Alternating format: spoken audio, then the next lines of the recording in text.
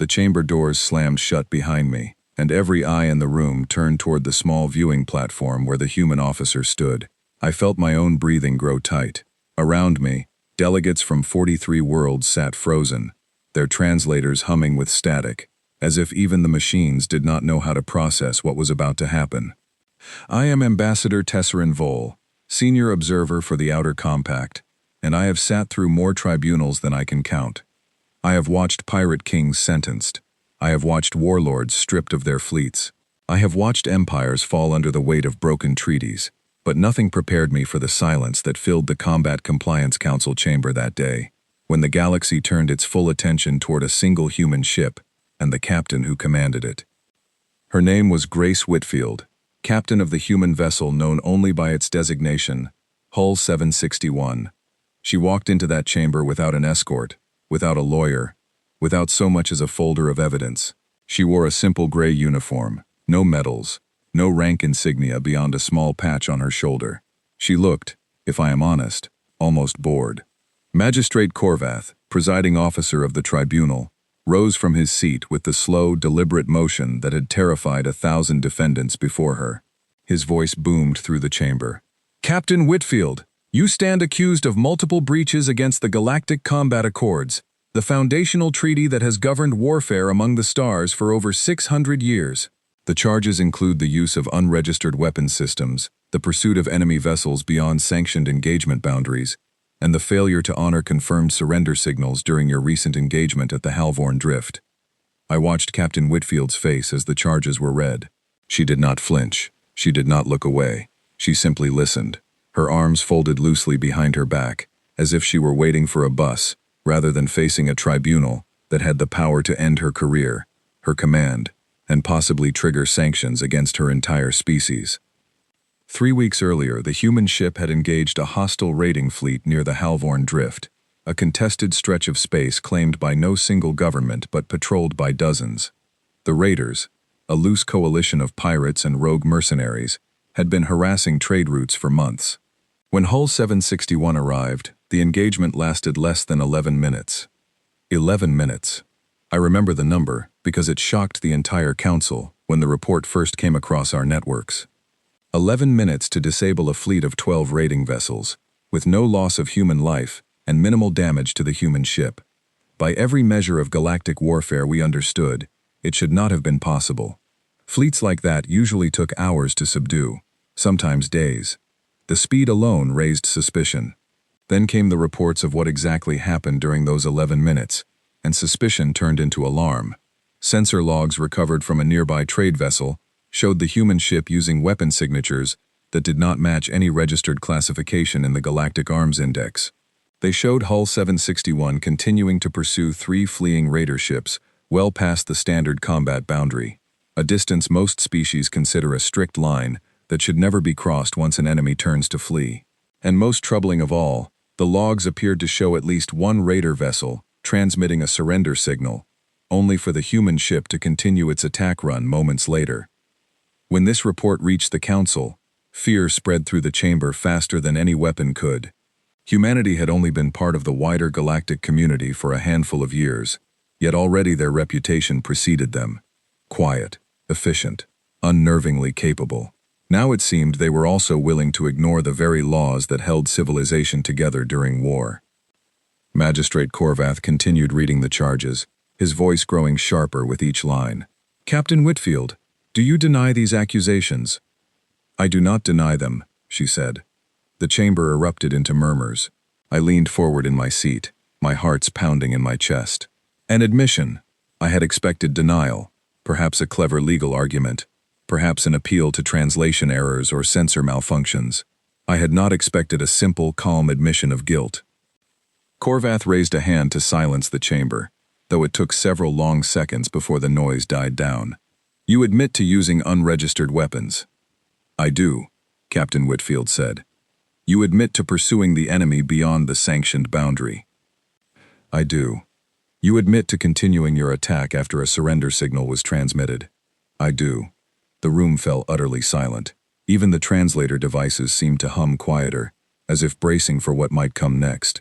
I glanced at the delegate beside me, a representative from the Threnari Concord, and saw her pale blue skin had gone almost white with shock. No species in living memory had ever walked into this chamber and admitted to breaking combat law so plainly, so calmly, without a single attempt to justify or explain. Magistrate Corvath leaned forward, his expression somewhere between confusion and rising anger. Captain Whitfield, do you understand the severity of what you have just confirmed? The Galactic Combat Accords exist to prevent warfare from spiraling into chaos. They exist so that every species, no matter how powerful or how small, fights under the same rules. By your own admission, you have broken 3 separate articles of this treaty. Do you have anything to say before this council determines the consequences?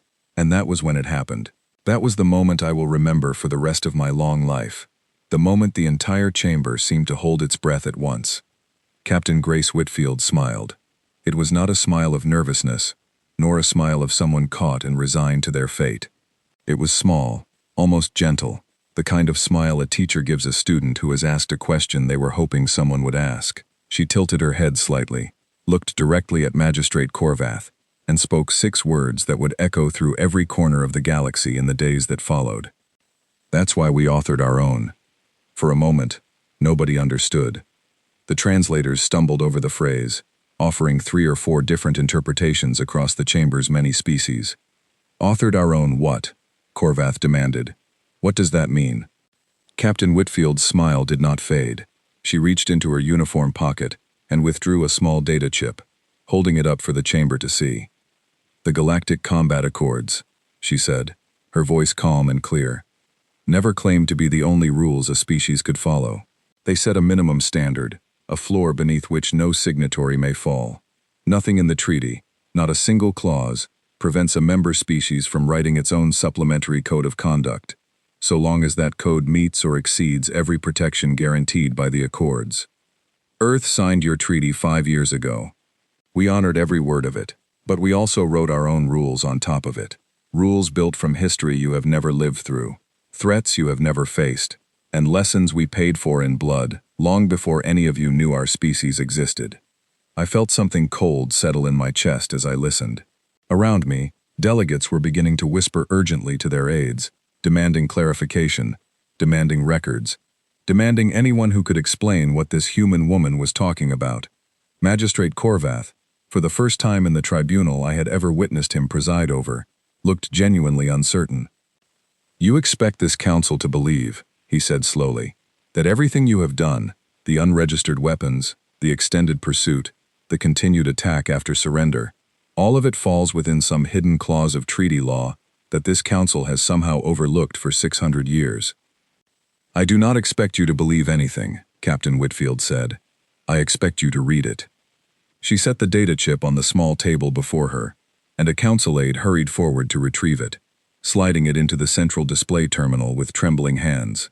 The massive screen above the chamber flickered to life, and lines of text began scrolling across its surface. Document after document, page after page of legal language, signed and stamped with seals I did not recognize, dated years before humanity had even made formal contact with the wider galaxy. I sat back in my chair, my mind racing. In all my years as an ambassador, I had never seen a defendant turn a tribunal on its head with a single smile and 6 quiet words. But as the documents continued to load onto the screen, as the magnitude of what Captain Whitfield was claiming became clear, I understood that this was no longer simply a trial about one battle at the Halvorn Drift. This was the moment the galaxy would learn just how carefully humanity had read the rules we had given them, and just how completely those rules could be turned against the very civilization that wrote them. I looked around the chamber one last time, before the next phase of the tribunal began, watching the fear ripple silently across 100 different faces, 100 different species, all realizing at once that they had underestimated the quiet species from the small blue planet. Captain Whitfield remained standing at the center of the chamber, patient, unhurried, waiting for the council to finish reading. And somewhere deep inside me, beneath the fear and the disbelief, I felt the first cold whisper of something far worse than anger. I felt the dawning understanding that humanity had not stumbled into this tribunal by accident. They had been waiting for it. The documents kept loading, page after page, and the silence in the chamber stretched on, heavy and complete, as if the entire galaxy itself were holding its breath, waiting to learn exactly what Earth had written into the dark spaces between the lines of law that the rest of us had never thought to question. The first document to fully render on the chamber's display was titled, in plain galactic script, The Terran Supplementary Conventions on Armed Conflict. Beneath the title sat a date, 5 years and 4 months prior to the current session, only months after Earth's formal admission into the Galactic Compact. I remember staring at that date and feeling a strange unease settle over me.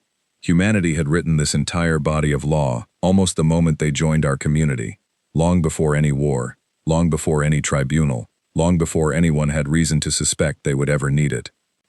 Magistrate Korvath read the opening clause aloud, his voice tight with restrained frustration. Article 1. The Terran Conventions shall apply exclusively to forces of Earth and its signatory colonies, operating in addition to, and never in conflict with, the Galactic Combat Accords. Where this document grants greater protection to combatants, civilians, or prisoners than the Accords require, this document shall take precedence for Terran forces. Where this document permits actions not explicitly addressed by the Accords, Terran forces may act according to this document's guidance, provided no baseline protection under the Accords is reduced. He lowered the page and looked up at Captain Whitfield. This is, on its face, a legitimate supplementary framework. I will grant you that much. But legitimacy of structure does not excuse the specific actions taken at the Halvorn Drift. Explain to this council how unregistered weapons systems, extended pursuit, and continued engagement after a surrender signal fall within any reasonable reading of greater protection. Captain Whitfield nodded slowly, as if she had been expecting this exact question, perhaps had rehearsed her answer 100 times before ever stepping into this chamber. She gestured toward the screen, and a new section of text appeared, this one labeled Article 4, the section concerning prohibited and permitted technology. I will start with the weapons, she said. Under your Galactic Arms Index, any weapon system must be formally registered and classified before deployment in recognized combat.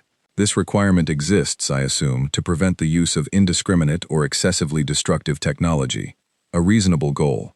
But the index defines registration purely by destructive yield and area of effect. It says nothing about precision. It says nothing about restraint. She paused, letting the words settle before continuing. The weapons my ship used during the Halvorn engagement were not new. They were not secret. They are listed, in full technical detail, in an appendix to the very document now displayed before this council. We call them suppression rounds. They are designed specifically to disable propulsion and weapons systems on enemy vessels while leaving life support fully intact, lower yield than anything in your registered index, smaller area of effect than your smallest classified projectile. We did not register them under the Galactic Arms Index because, by the index's own definitions, they fall below the minimum threshold requiring registration. We simply chose to disclose them anyway, in our own supplementary framework, because we believed full transparency was the more honorable path, even when the law did not demand it of us. A murmur rippled through the chamber. I saw several delegates pulling up the arms index on their own personal terminals, scrolling rapidly through definitions and thresholds that had stood unchallenged for centuries. Magistrate Korvath's expression had shifted from frustration to something closer to disbelief. You are telling this council, he said carefully, that the weapons used against the raiding fleet were by definition gentler than anything currently regulated by galactic law. That is correct, Captain Whitfield said. Every vessel disabled during that engagement remains intact. Every crew member aboard those raiding ships is alive. We could have used something far more destructive and remained fully within your accords. We chose not to, because our own conventions demand a higher standard of restraint than your treaty requires. I felt my breath catch. Around the chamber, I could see the same realization spreading from delegate to delegate, a slow and uncomfortable understanding. The weapons accusation, the very first charge brought against Captain Whitfield, had not simply been answered. It had been turned inside out.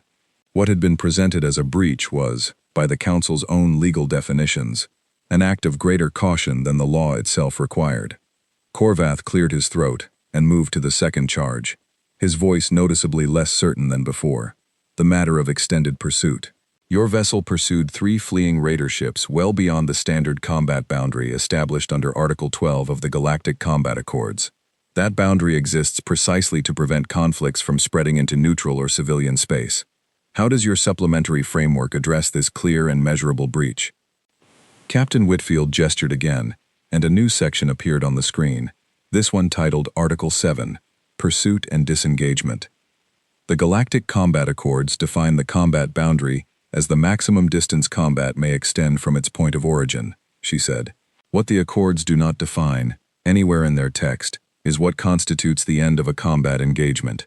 Your treaty assumes that a fleeing vessel has disengaged.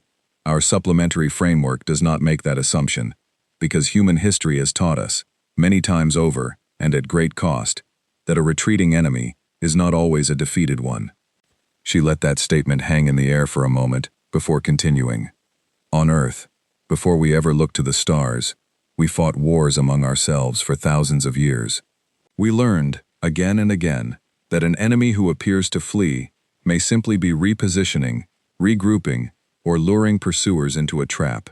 We learned this lesson so many times, in so many different conflicts across our history, that we eventually wrote it into the foundation of how we fight. Under our conventions, a fleeing combatant is not considered fully disengaged until their weapons systems are confirmed disabled, or they have traveled beyond effective firing range and maintained that distance for a defined period. This is not an excuse to pursue indefinitely. It is a precise, measurable standard, designed to prevent exactly the kind of ambush that has cost human lives more times than I care to count. Magistrate Korvath leaned forward, his voice sharp. And did your sensors confirm that the 3 pursued vessels met this threshold before your ship ceased pursuit? They did, Captain Whitfield said. All 3 vessels had functioning weapons systems and remained within effective firing range for the entire duration of the pursuit. The moment all 3 were confirmed disabled, my ship ceased pursuit immediately. The full sensor record is included in the data I have already submitted to this council. I invite you to review it. A council technician moved quickly to cross-reference the timestamps, and after several tense minutes, confirmed in a quiet voice that the sensor data matched Captain Whitfield's account precisely. The pursuit had ended within seconds of the 3rd vessel's weapons going offline. I sat in stunned silence as I processed what I was witnessing. Every accusation, every carefully gathered piece of evidence that the council had assembled against this human captain was not being denied or argued away through clever rhetoric. It was being methodically dismantled through precise, documented, legally sound reasoning, built on a framework humanity had apparently spent years constructing, in quiet anticipation of exactly this moment. Then came the 3rd charge, the one I suspected the entire chamber had been most disturbed by since the tribunal began. Magistrate Korvath's voice grew heavier as he spoke it aloud. The matter of the surrender signal. Sensor logs confirm that one of the raiding vessels transmitted a recognized surrender signal during the engagement, and that your ship continued its attack against that vessel moments later. This is, perhaps, the most serious charge before this council. The honoring of surrender is among the oldest and most fundamental protections within the Galactic Combat Accords. Explain this, Captain Whitfield, if you can. For the first time since entering the chamber, Captain Whitfield's expression shifted. The faint smile remained, but something harder settled behind her eyes, something that looked, to my surprise, almost like old grief.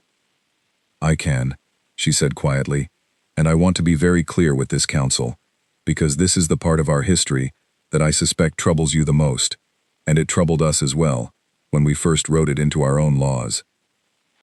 She turned toward the screen, and a new document appeared, this one far longer than the others, dense with case studies and historical references that scrolled past faster than most of the chamber could read. Throughout human history, the false surrender has been used as a tactic of war more times than any single historian could count, she said. An enemy signals surrender, weapons are lowered in good faith, and then, in the moment of vulnerability, the attack resumes. This happened on battlefields across our planet for thousands of years. It happened often enough that eventually, we had no choice but to build verification protocols into our doctrine, not because we wished to dishonor surrender, but because too many of our own soldiers died trusting it without question. She gestured, and a final section of the document expanded, labeled Article 9, Verification of Surrender. Under our conventions, a surrender signal is not considered confirmed until the surrendering vessel also ceases all weapons activity and powers down offensive systems. A signal alone, without a corresponding physical action, is treated as unconfirmed, and engagement may continue under careful observation until confirmation is received. The raiding vessel at Halvorn transmitted a surrender signal, yes, but its weapons systems remained active, and 3 seconds later, it attempted to fire on my ship. My crew's continued engagement after the signal was not a failure to honor surrender. It was the precise application of a protocol designed to prevent exactly the kind of betrayal that the signal alone would have allowed. The chamber fell into a silence, so complete I could hear my own hearts beating in my chest. A council technician, his hands visibly shaking, pulled up the full sensor record on the central display, and there, undeniable, time-stamped and verified by independent systems, was the moment the raiding vessel's weapons charged and fired, 3 seconds after its surrender signal, directly at the human ship. Magistrate Korvath stood very still for a long moment, staring at the evidence before him. When he finally spoke, his voice had lost almost all of its earlier authority. "You are telling this council," he said slowly, "that every single charge brought against you today is not merely defensible, but was, by the precise letter of both galactic and Terran law, the correct and lawful action to take." "That is correct," Captain Whitfield said. "And you are telling us that your species wrote these protections, years before you ever needed them, in anticipation of conflicts you had not yet faced, against tactics you had not yet encountered in this galaxy." "We wrote them based on tactics we had already encountered, many times over, on our own world, long before we ever left it," Captain Whitfield said. "We simply assumed, perhaps correctly, that the universe would not be so different from the one we already knew." I sat back in my chair, my mind struggling to fully grasp the weight of what had just unfolded before me. This was no longer a tribunal about a single battle, about 3 minor charges against one ship's captain. This had become something far larger, far more unsettling. An entire species had walked into the heart of galactic law, the very framework that governed how war could be waged among the stars, and had revealed, calmly and without a single raised voice, that they had already anticipated every gap, every assumption, every unspoken trust that the rest of us had built our treaties upon. Around the chamber, I watched delegates from 43 worlds exchange glances, heavy with a fear I recognized all too well, because I felt it growing in my own chest as well. We had spent years debating whether humanity might one day become a threat through strength, through weapons, through sheer destructive capability. None of us had considered that the greater threat might be patience, that a species might arrive among the stars having already studied, anticipated, and quietly prepared for every form of conflict we could imagine, and several we had not yet thought to imagine ourselves. Captain Whitfield remained standing at the center of the chamber, calm as she had been since she first walked through the doors, waiting patiently for the council to determine its next move. And as I watched her, I understood with growing certainty that whatever this tribunal decided, the galaxy itself had already changed. We had learned something about humanity that we could never unlearn, something that would echo through every treaty negotiation, every alliance, every cautious handshake between our species for generations to come. We had learned that humans did not simply follow the rules we gave them. They read every word, found every gap we never knew existed, and quietly built something stronger in the spaces between. Magistrate Korvath called for a recess, the first I had ever witnessed him request in the middle of an active tribunal. The chamber doors opened, and delegates poured out into the corridors in tight, anxious clusters, voices low but urgent. The kind of conversations that happen when everyone in the room has just realized they understand far less about the universe than they believed an hour before. I did not join the crowds immediately. Instead, I remained in my seat, watching Captain Whitfield as she stood quietly near the evidence table, reviewing something on a small handheld device while she waited for proceedings to resume. A young aide from the Threnari delegation approached her, hesitant, clearly working up the courage to ask a question that half the chamber seemed too afraid to voice aloud. "Captain," the aide said, "why would your species prepare so thoroughly for a tribunal you had no reason to expect?" Captain Whitfield looked up from her device, and for a moment, her expression softened into something almost kind. "We did not prepare for this tribunal specifically," she said. "We prepared because we understood, from our own history, that any new arrival into an established community will eventually be tested. Sometimes that test comes through war. Sometimes it comes through law. We simply made sure we were ready for either. The aide retreated quickly, clearly unsettled by the calm certainty in the captain's voice. I found myself rising from my seat and approaching instead, drawn by a need to understand something the rest of the chamber seemed too frightened to ask directly. "Captain Whitfield," I said, introducing myself with the formal title required of my position. "May I ask you something the council has not yet raised?" She turned toward me, studying my face for a moment before nodding. "Ambassador Vall." "Of course." "Your conventions," I said. "The level of detail, the historical depth, the precise legal language, built to anticipate scenarios no other species in this compact has ever needed to address. This was not the work of a single legal team preparing for a single hearing. This required years, perhaps longer. I want to understand why a species so newly arrived among the stars would dedicate such resources to a framework they may never have needed to use." Captain Whitfield considered the question carefully before answering. "Ambassador, may I ask you something in return?" I nodded. "How many wars has your species fought among itself before you ever achieved unified space travel?" I hesitated, searching my memory. "3, I said. 3 significant conflicts, across nearly 2,000 years, before the Threnari Concord achieved planetary unity. And how many of those wars involved a side that broke an agreed rule of engagement, expecting their enemy to honor it regardless?" I thought back through the histories I had studied as a young diplomat, the treaties broken, the false negotiations, the betrayals that had shaped my people's understanding of warfare and trust. All 3, I admitted quietly. Every conflict involved at least one instance of broken faith. Captain Whitfield nodded slowly, as if my answer confirmed something she already suspected. "Earth fought far more than 3, she said. "We fought thousands, across every era of our recorded history, across every continent, every culture, every form of government we ever attempted. We learned, over and over, through cost, that I do not think any of us can fully describe in a single conversation, that written agreements alone do not prevent betrayal. Trust must be paired with verification. Honor must be paired with preparation. We did not write the Terran Conventions because we expected to need them against any specific enemy. We wrote them because our entire history taught us that conflict, in any form, eventually reveals every weakness left unaddressed in the rules meant to govern it." I stood in silence for a long moment, absorbing the weight of her words.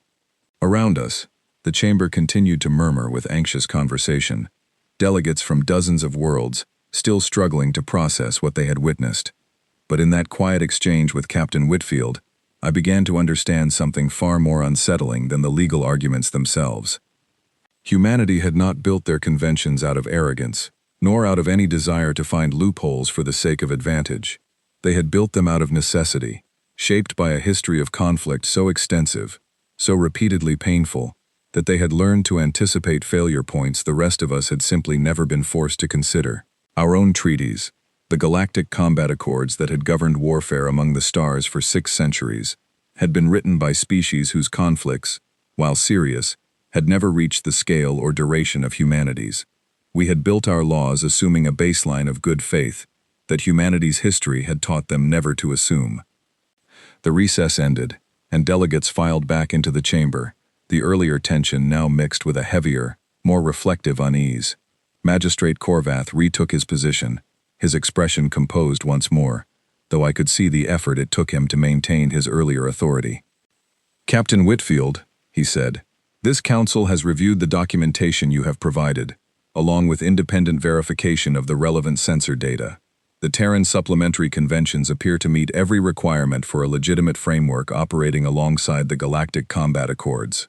Your actions at the Halvorn Drift, while initially appearing to breach established combat law, in fact conform precisely to both your own framework and, in every instance, exceed the protections required under our shared treaty." He paused, and I could see the words costing him something as he continued. "This council finds no grounds to proceed with sanctions against you, your vessel, or your species. This case is closed." A wave of reaction swept through the chamber, not relief, but something closer to collective unease. Delegates exchanged glances heavy with unspoken concern. I understood why. A tribunal that had begun with the galaxy, ready to condemn humanity for breaking the sacred rules of war, had ended instead with the unsettling realization that humanity had not broken anything at all. They had simply understood the rules and the spaces around them more completely than anyone who had written them. Captain Whitfield offered a small nod of acknowledgement, gathered her data chip from the evidence table, and turned to leave the chamber. But before she reached the doors, Magistrate Corvath spoke once more, his voice carrying a question I suspected the entire council wanted answered. "Captain," he said, "a moment please. If your species writes laws this thoroughly, anticipating conflicts and betrayals we have never had to consider ourselves, what does that tell this council about how prepared you might be should true conflict ever arise between our peoples?" Captain Whitfield paused at the doorway, turning back to face the chamber one final time. The faint smile returned to her face, though this time it carried something gentler beneath it. "It tells you," she said, "that we hope it never comes to that. And it tells you that if it ever does, we will have already thought it through, long before the first shot is fired. That is not a threat, Magistrate. It is simply who we are." She stepped through the doors and was gone, leaving the chamber in a silence heavier than any I had witnessed in all my years as an ambassador. I remained in my seat long after the other delegates had begun filing out, turning her final words over in my mind, trying to decide whether I had just witnessed a reassurance or a warning. I am still not entirely certain which it was. Perhaps, knowing humanity as I now understood them, it was both at once. News of the tribunal spread across the galaxy faster than any council session in recent memory. Within days, every major news network across every signatory species had picked up the story, each one framing it differently depending on the fears and assumptions of their particular audience. Some called it humanity's finest hour, proof that the newest member of the Galactic Compact held itself to standards higher than anyone had required of them. Others called it something far more troubling, evidence that humanity had spent years quietly preparing for conflicts the rest of us had never imagined, studying our laws with a thoroughness that bordered on obsession. I spent the weeks following the tribunal conducting my own quiet research, driven by a need to understand exactly how deep humanity's preparation truly ran. What I discovered did little to ease the unease that had settled into my chest since that day in the chamber. The Terran supplementary conventions, it turned out, were only one piece of a far larger body of work. Through careful inquiry with human diplomatic contacts who answered my questions with the same calm, unguarded honesty Captain Whitfield had shown during the tribunal, I learned that Earth maintained entire departments dedicated to studying galactic law, cross-referencing every treaty, every precedent, every historical ruling against humanity's own extensive legal and military history. They were not searching for loopholes to exploit. They were searching for gaps, places where the rules the rest of us had written left room for exactly the kind of betrayal humanity's own past had taught them to expect. I requested, and was eventually granted, a meeting with a human legal officer named Edward Lowe, one of the architects behind the Terran conventions. We met in a quiet diplomatic lounge aboard a neutral station, far from the formality of any tribunal chamber. He was an older man, soft-spoken, with the patient demeanor of someone who had spent a lifetime studying conflict rather than fighting in it. "Ambassador Vall," he said, accepting the seat across from me. "I understand you have questions about our conventions." "I do," I admitted. "I want to understand how a species so newly arrived among the stars constructed a legal framework this thorough, this precisely tailored to close gaps the rest of us never knew existed." Edward Lowe smiled, though it carried none of the unsettling calm I had seen in Captain Whitfield's expression during the tribunal. His was simply tired, the smile of a man who had spent years buried in difficult work. "When Earth first joined the Galactic Compact," he said, "our government convened a council of historians, legal scholars, and military strategists. Their task was simple in concept, though it took years to complete in practice. Study every treaty we signed, every accord we agreed to, and identify every assumption embedded within them.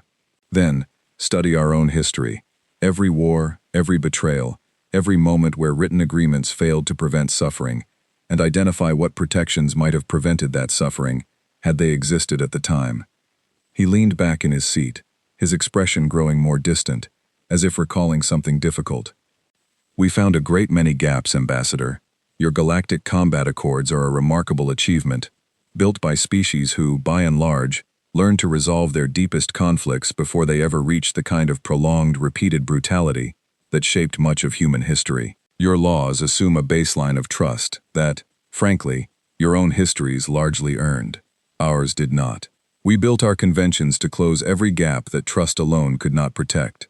Not because we believe the galaxy is filled with enemies, but because our own past taught us never to assume otherwise without verification. I considered his words carefully before asking the question that had haunted me since the tribunal's conclusion. Mr. Lowe, do you believe this preparation, this depth of legal anticipation, makes your species more dangerous, or simply more cautious? He was quiet for a long moment before answering. I believe, he said finally, that those two things are not as different as most species assume. A truly cautious people, prepared for every form of betrayal their history has taught them to expect, will always appear dangerous to those who have never needed that same caution themselves. We are not looking for conflict, Ambassador. We are simply refusing to be caught unprepared by it again, the way we so often were throughout our own history. I left that meeting with more questions than I had arrived with, though I understood, perhaps for the first time, the true shape of what humanity had brought into our galactic community. Not a hidden weapon, not a secret weakness waiting to be exploited, but something far more difficult to counter. A species that had taken every hard lesson from its own painful history and woven it into the very fabric of how they engaged with a wider universe, leaving almost no gap unexamined, no assumption untested. In the months following the tribunal, several other species attempted to draft their own supplementary conventions, inspired, or perhaps frightened, by what humanity had demonstrated was possible within the boundaries of galactic law. Most of these attempts fell apart quickly, lacking the depth of historical experience that had shaped humanity's own framework so thoroughly. It is one thing to know that gaps in the law exist. It is another thing entirely to have lived through every form of betrayal those gaps might allow, and to have learned, through generations of cost, exactly how to close them. The Galactic Combat Compliance Council eventually convened a special session to review and potentially revise the accords themselves, hoping to close some of the same gaps humanity had so carefully studied. I attended that session as well, and watched as delegate after delegate struggled to draft language with anywhere near the precision and foresight humanity's conventions had achieved. It was, I came to realize, not simply a matter of legal skill. It was a matter of perspective, born from a history none of the rest of us had lived, and could only now begin to understand secondhand, through careful study of a species we had once assumed we could easily categorize and predict. I think often of the moment Captain Whitfield smiled in that chamber, the moment she spoke those 6 quiet words that changed how an entire galaxy understood the species we had welcomed among us. That's why we authored our own. At the time, I believed it was simply the turning point of a single tribunal, a clever legal defense that saved one captain from sanction. I understand now that it was something far larger. It was the moment the galaxy first glimpsed the true depth of what humanity carried with them into the stars. Not weapons forged in distant factories, not fleets built for conquest, but the accumulated weight of an entire history of conflict, studied, understood, and transformed into careful, deliberate preparation. A species that had learned, through more pain than most of us could imagine, never again to be caught unprepared by the gaps left in the trust of others. I do not know what the future holds for humanity's place among the stars. I do not know whether the caution they have shown will remain simply caution, or whether circumstances might one day reveal it to be something closer to inevitability. But I know this much, learned in that chamber, and confirmed in every conversation since. The galaxy made the mistake of believing it understood humanity, simply because they had only recently joined our community. We assumed their newness meant inexperience. We assumed their quiet politeness meant a lack of preparation. We were wrong, and I suspect in the quiet corners of council chambers across 100 worlds, the rest of the galaxy is only now beginning to understand exactly how wrong we were, and exactly how carefully humanity had been reading the rules, long before any of us ever thought to wonder whether they were paying attention at all.